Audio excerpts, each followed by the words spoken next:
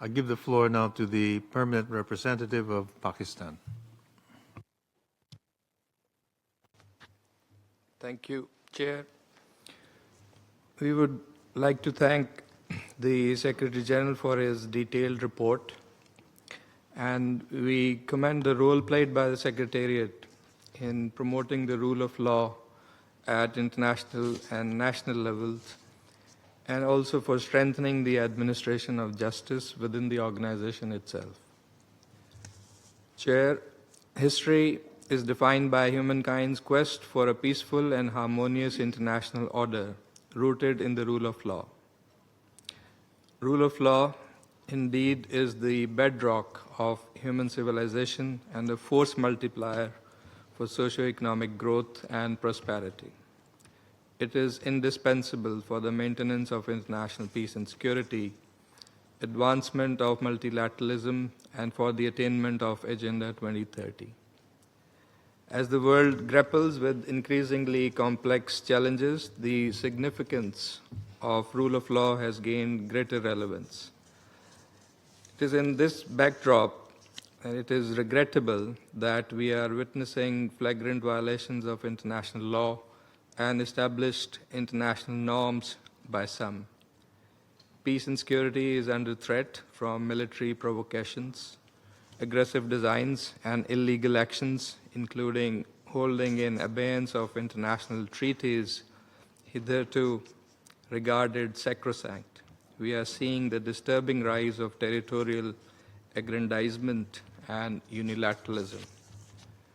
Chair, Palestine has bled for long from the inhuman, indiscriminate, and illegal use of force by Israel against the civilian population of Gaza and beyond. And we also see the continued violations of international law, including the UN Charter, international humanitarian law, and international human rights law in the Indian illegally occupied Jammu and Kashmir, in complete defiance of UN Security Council resolutions.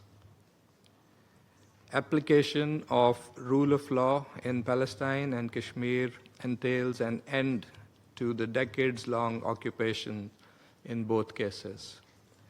In May this year, India carried out blatant aggression against Pakistan, killing 54 innocent civilians, including 15 children and 13 women.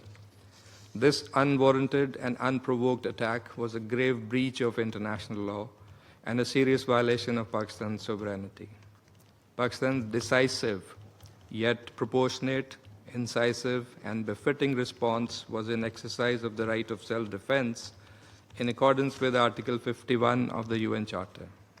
Pakistan downed several Indian aircraft that directly participated in the hostilities and inflicted damage on those Indian military bases and legitimate targets that were involved in the illegal act of aggression against Pakistan. India attempted to establish a new normal. Pakistan's response ensured that the only normal is the respect for international law and sovereignty of states in line with the UN Charter. Chair, sustainable peace and development are inextricably linked with the rule of law, both at the national and international levels. A rules-based order can only be sustained by universally and consistently upholding the purposes and principles of the UN Charter: sovereign equality, right to self-determination, respect for territorial integrity, non-use or threat of use of force, and non-interference in the internal affairs of states. Pakistan is committed to the pacific settlement of disputes. This commitment was manifested in the unanimous adoption of UN Security Council Resolution 2788 during Pakistan's presidency of the Council in July this year. UN Security Council resolutions are also part of international law and impose binding obligations on member states. Their implementation must be ensured in all cases. As we commemorate the 80th anniversary of the UN, Pakistan would like to emphasize the importance of amplifying the inclusiveness and democratization in the development of international law, and to avoid norms which are exclusive, restrictive, or discriminatory. As an ardent advocate of multilateralism, Pakistan reaffirms its unwavering commitment to international law, including the Charter of the UN, and desires to work with member states to reinvigorate the multilateral system to tackle the challenges of our times.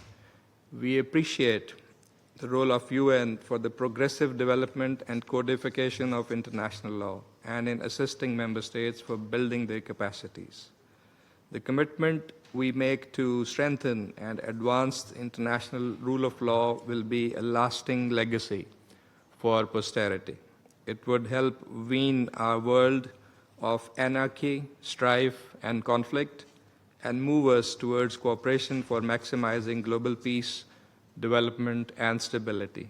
Pakistan will continue to support all such efforts with the commitment and seriousness that it deserves. I thank you.